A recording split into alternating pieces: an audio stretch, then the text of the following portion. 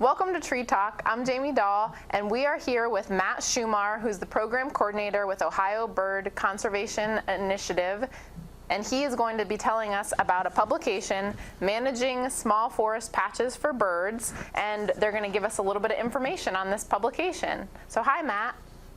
Hi, Jamie. Thanks for having me. Yeah, so for the past several years, we've produced resources and put on workshops with our partner organizations for not only professional foresters, but private landowners on how to manage their forest lands sustainably and with wildlife in mind. Most of our work in the past 5 to 7 years has been in southeastern Ohio because that's where most of the forest is within the state, but we've often been approached by landowners who live in northwestern Ohio or far northeastern Ohio for recommendations to manage whatever small woodlot they have for either breeding or migratory songbirds. And so for the last few years, we've been working to compile a lot of the work that has been done in the Midwest and looking at suburban and urban landscapes to put together a set of recommendations for landowners who maybe own small wooded parcels in either an agricultural or suburban developed landscape. So if you take a look at the slide 2, showing sort of landscape comparison, that might look like. A lot of the work that we've done in the past is focused in a landscape that looks like that photo on the left, which is Jackson County. And so any sort of recommendations that we might make for landowners there take that entire landscape into context.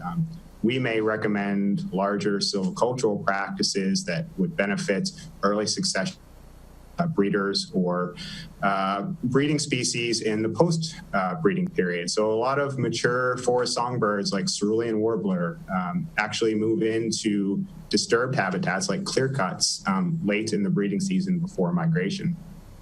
But we can't make those same recommendations for landowners in either agricultural or suburban landscapes.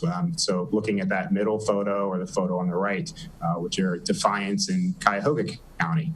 And so these are often very small wooded parcels. And so what we're focusing on is trying to provide a set of recommendations to enhance these forest patches. So controlling invasive species, increasing the structural complexity of those forests to make the most out of them for migratory songbirds.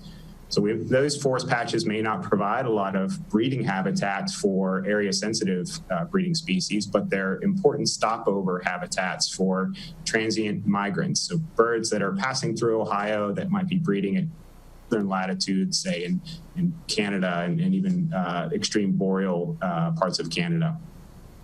And so we're making recommendations for landowners to not only improve their habitats, but work with their neighbors and try to increase connectivity. So encouraging forested riparian areas and forested and successional fence rows, trying to find ways to connect these small forest patches across the landscape. And the same thing applies to these suburban landscapes as well. You know, they really can't do much where there is a lot of development or permanent structures like asphalt or industrial buildings, but we can improve the conditions of those small forest patches within that landscape.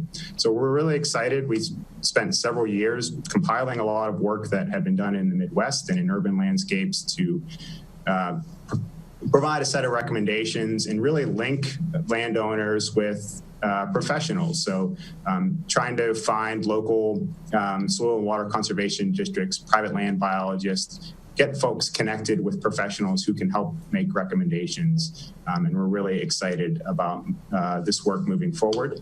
And so we had a large group of authors working on this, which is listed on slide 3. Featuring biologists from a number of our institutions throughout the state.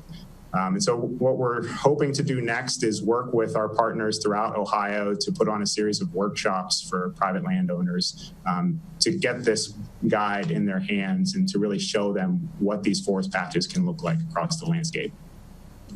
Great. Thanks so much, Matt. And I think we're excited that at a future Tree Talk, we're going to actually dive more into some of the recommendations from this publication. So stay tuned for that. And thanks for sharing your time with us, Matt. Oh, thanks for having me, Jamie.